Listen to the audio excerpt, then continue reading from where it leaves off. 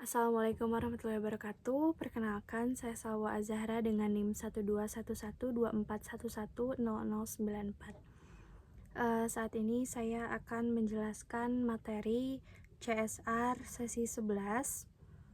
Dengan materinya itu membahas tentang hubungan CSR dengan kesejahteraan sosial, dan juga nanti ada 3 perspektif kesejahteraan sosial, kemudian ada sifat dan bentuk pendampingan CSR, dan yang terakhir konsep kesejahteraan jangka panjang.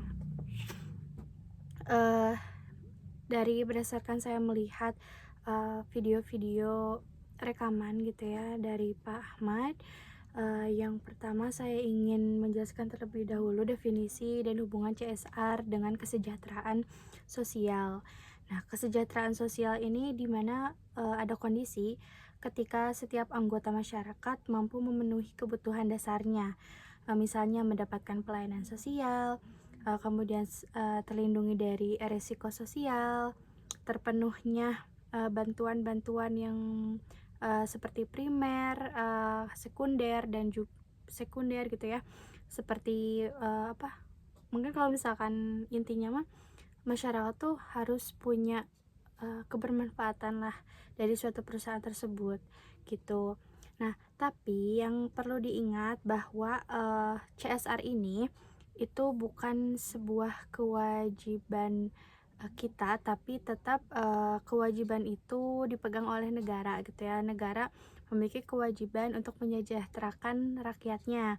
Negara punya misi, visi misi untuk ke sana gitu. Tapi CSR ini CSR ini tuh lebih ke kayak kita tuh bukan menggantikan peran pemerintah, tapi kita tuh ngurusin kebutuhan, kita tuh masuk ke peningkatan nilai atau value-nya gitu ya, dari apa yang masyarakat yang udah milikin, kemudian keahlian apa yang memang mereka butuhkan gitu ya, baru kita membantu gitu untuk hal tersebut.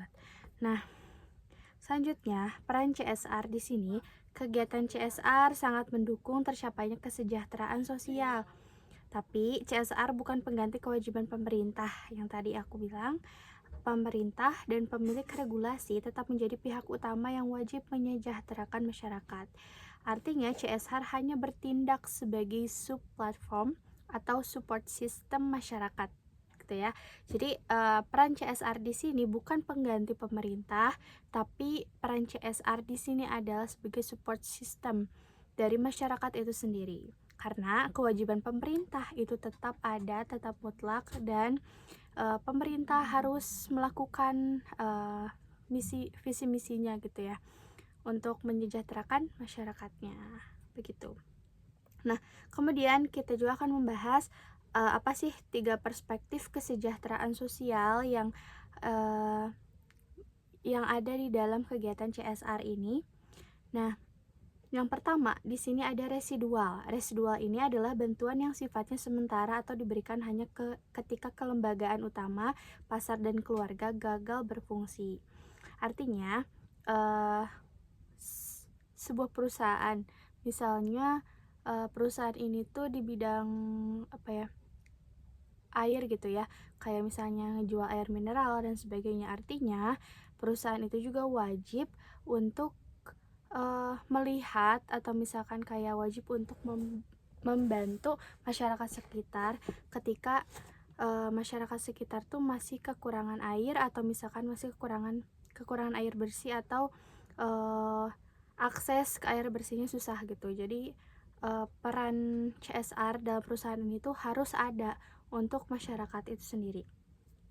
Nah, untuk bantuannya ini sifatnya harus berkelanjutan, karena ketika misalnya dalam bantuan yang sifatnya residual ini tuh, jadi emang bantuannya tuh sifatnya sementara gitu.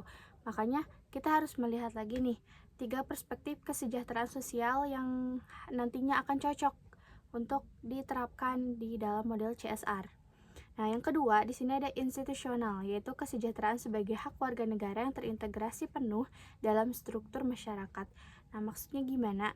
Maksudnya ini ketika kita ngomongin kesejahteraan sebagai hak warga negara yang memang kita melihat dari struktur masyarakatnya itu sendiri, berbagai kebutuhan yang mereka miliki, seharusnya pemerintah juga punya andil gitu ya dalam membantu kegiatan masyarakat, dalam membantu pemenuhan kebutuhan masyarakatnya gitu. Nah, yang ketiga ada developmental atau developmentalistik, yaitu peningkatan kapasitas masyarakat agar mampu mandiri dan berkontribusi pada pembangunan ekonomi.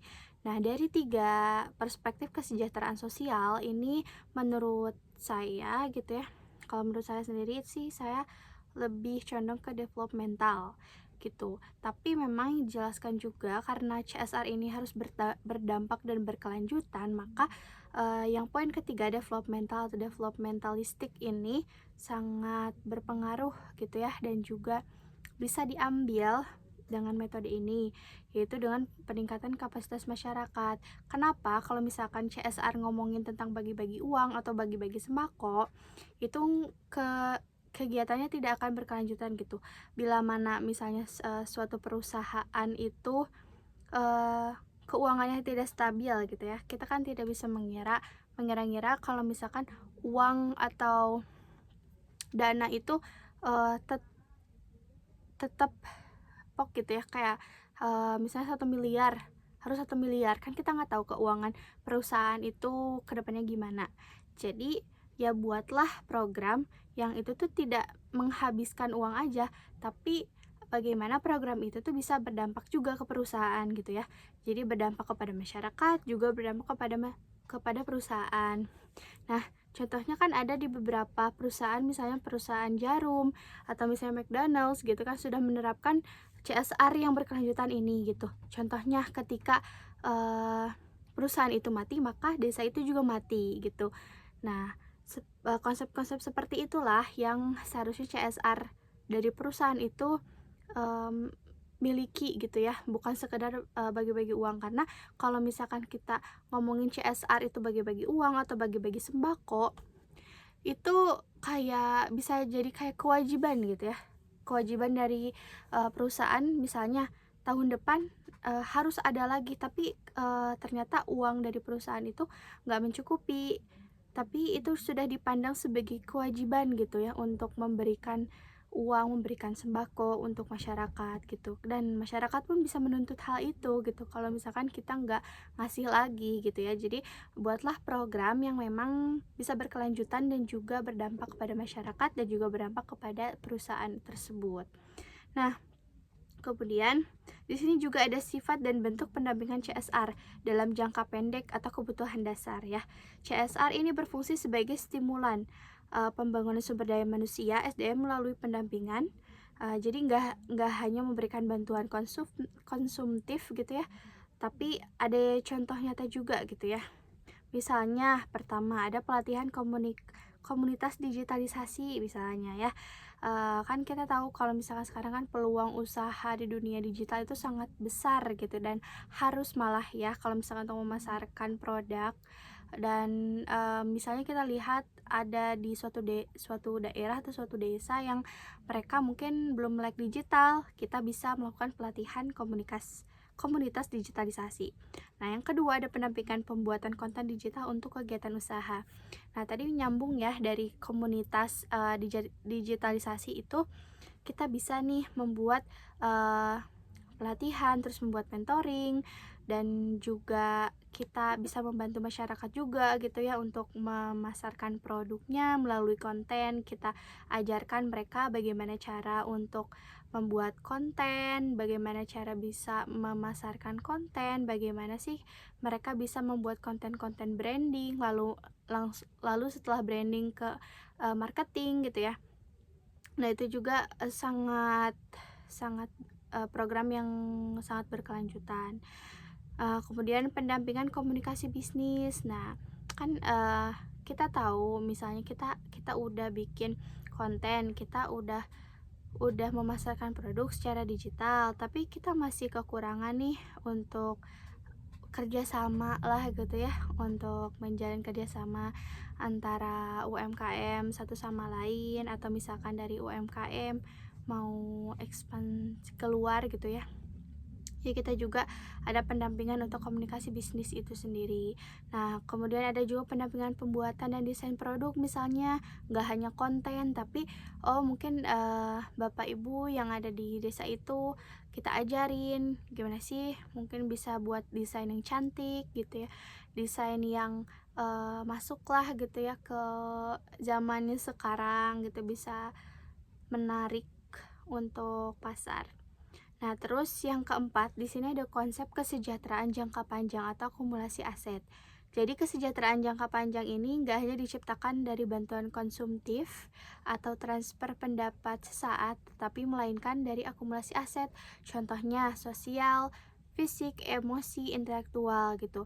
Nah, fungsi perusahaan ini juga adalah untuk meningkatkan kapasitas masyarakat sesuai kemampuan perusahaan. Nah, jadi dari akumulasi aset ini, contoh program CSR berbasis aset jangka panjang ini, yang pertama ada pendidikan ya. Pendidikan, misalnya contohnya pemberian beasiswa kepada masyarakat. Kita melihat ya, kalau misalkan di suatu daerah ketika atau misalkan suatu negara gitu, pemimpin itu menyejahterakan masyarakat dengan cara memberikan pendidikan yang kualitasnya bagus, atau memberikan akses untuk pendidikan, itu kan nanti juga mereka akan istilahnya membawa kebaikan juga ya, membawa kebermanfaatan juga untuk warga-warga yang lainnya gitu. Nah, yang kedua ini kesehatan. Kenapa kesehatan penting? Karena untuk jangka panjang ini kesehatan pasti berkelanjutan ya. Masalah-masalah yang kompleks di dalam suatu daerah itu tidak bisa hanya diselesaikan dalam 1 atau 2 hari, tapi butuh konsistensi yang panjang gitu untuk melihat seperti apa sih program ini works atau enggak gitu ya, bekerja atau enggak. Terus juga banyak juga hal-hal yang misalnya nih ada pemberian asuransi gratis bagi warga di sekitar wilayah operasional perusahaan gitu. Nah, terus contoh lain juga dari aset jangka panjang itu adalah ekonomi dan lingkungan. Kenapa sih ekonomi dan lingkungan ini penting gitu ya? Oke, kita bahas dulu di lingkungan. Kita tahu kalau misalkan lingkungan, kita ambil contoh di Papua. Di Papua kan sudah pemerintah itu sudah melakukan deforestasi besar-besaran ya. Mereka tidak memikirkan bagaimana wilayah itu menjadi kebutuhan dari masyarakat adat misalnya, atau mereka tidak memberikan tempat tinggal setelah mereka mengusir begitu saja gitu. Nah, itu kan yang menjadi concern gitu ya, concern bagi perusahaan-perusahaan yang memang yang harus istilahnya yang membantu gitu ya masyarakat sekitar. Ya, kita harus melakukan hal ini gitu. Bagaimana ketika pemerintah tidak memberikan kesejahteraan, kita juga bisa membantu masyarakat sekitar dengan program yang kita miliki, dengan kebutuhan yang memang mereka butuhkan juga gitu. Nah, terus di lingkungan juga kan, misalnya kalau misalkan Papua itu deforestasi besar-besaran, terus penanaman sawit gitu kan, asalnya memang mereka tuh hidup di hutan, emang mereka dihidupi oleh hutan gitu ya, tapi saat ini hutannya gak tahu kemana gitu ya, artinya kan kebutuhan mereka juga sekarang kurang terpenuhi gitu ya, dan sebagainya. Nah, gimana caranya kita bisa buat ekosistem yang mereka tuh bisa mandiri juga, mereka masih bisa mencari makanannya sendiri gitu ya. Contohnya kita kasih misalnya kita kasih lahan untuk mereka tanami buah-buahan, atau misalkan mereka tanami singkong dan lain-lain gitu ya. Nah, itu juga salah satu CSR yang bisa benar-benar berdampak untuk jangka panjang gitu. Nah, kalau misalkan di sisi ekonomi, kita lihat contohnya ada kerajinan disabilitas. Nah, sebetulnya kan mau kita tuh disabilitas tuh berhak ya, berhak untuk punya kehidupan yang sama seperti kita, untuk hak yang sama juga seperti kita gitu. Dan juga mereka memiliki keunggulan atau misalkan mereka memiliki kreativitasnya juga gitu ya. Contohnya itu ada di di komunitas bilik yang memang mungkin Pak Ahmad juga tahu, teman-teman juga tahu ada banyak UMKM disabilitas gitu ya. Terus juga komunitas bilik yang untuk penyandang disabilitas, teman-teman disabilitas kita, mereka sekarang sudah mulai nih kayak buat gantungan kunci atau misalnya kayak buat bros untuk dijual. Nah, itu juga salah satu apa ya, kayak kesempatan lah ya, salah satu kesempatan bagi mereka untuk menjual gitu ya, menjual produk mereka, dan mereka bisa loh menghidupi mereka secara mandiri. Nah, tentunya dengan peran CSR ini, CSR bisa membantu mereka untuk meningkatkan penjualan mereka atau misalnya untuk mengembangkan bisnis dari teman-teman disabilitas seperti itu. Nah, oke. Selanjutnya di sini juga ada konsep jangka panjangnya, ini pengembangan usaha kecil ya. Pengembangan usaha kecil kita melihat bahwa memberikan produk pinjaman, terus pembukaan potensi digital, pemasaran, promosi hingga branding. Oke, kita lihat kalau misalkan masyarakat saat ini susah ya mendapatkan kerja pastinya, karena ya dipikir-pikir gitu ya, susah juga ya untuk cari kerja di Indonesia dengan segala keriuhannya gitu ya. Jadi kalau menurut aku sih emang benar-benar kita bangun usaha gitu, bangun usaha sendiri. Tapi kan yang jadi permasalahannya, untuk kebanyakan orang modalnya dari mana gitu kan. Nah, kita bisa nih sebagai perusahaan bisa membantu dengan program CSR ini, yaitu memberikan pinjaman modal kepada pelaku usaha. Nah, nanti mungkin bisa nih misalnya nanti kalau misalkan usahanya berkembang, mereka akan memberikan feedback ke kita seperti apa, atau misalkan mereka bisa juga kan berdampak juga nih ke pelaku-pelaku usaha yang lain juga gitu. Nah, selanjutnya di sini ada analisis kedalaman materinya ya. Sebetulnya secara garis besar gitu ya,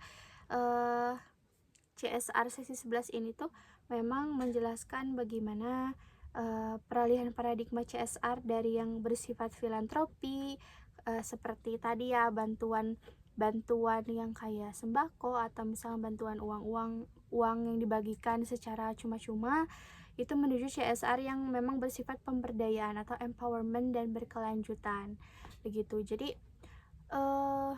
bisa dibayangkan ya, ketika sebuah perusahaan melakukan kegiatan CSR kepada masyarakat tapi hanya membagi-bagi uang, terus membagi sembako, terus misalnya ketika ada di suatu saat gitu ya, kondisi perusahaannya itu mungkin mengalami kerugian atau misalkan mengalami penurunan drastis untuk pendapatannya, kan bisa mikir lagi nih, kayaknya nggak bisa deh kalau misalkan bagi-bagi uang, tapi masyarakat akan menuntut itu gitu, seakan-akan itu adalah kewajiban yang memang perusahaan harus kasih ke masyarakat gitu. Jadi jangan sampai perusahaan merugi juga.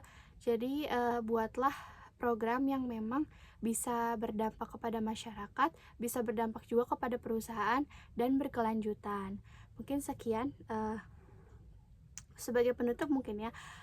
Jadi memang penjelasan sisi 11 ini itu menekankan bahwa CSR ini bukan pengganti pemerintah. pemerintah masih dengan kewajibannya menyejahterakan masyarakat. Tapi CSR ini adalah sub platform atau support sistemnya masyarakat. Mungkin sekian dari saya. Terima kasih. Mohon maaf bila ada salah kata. Wassalamualaikum warahmatullahi wabarakatuh.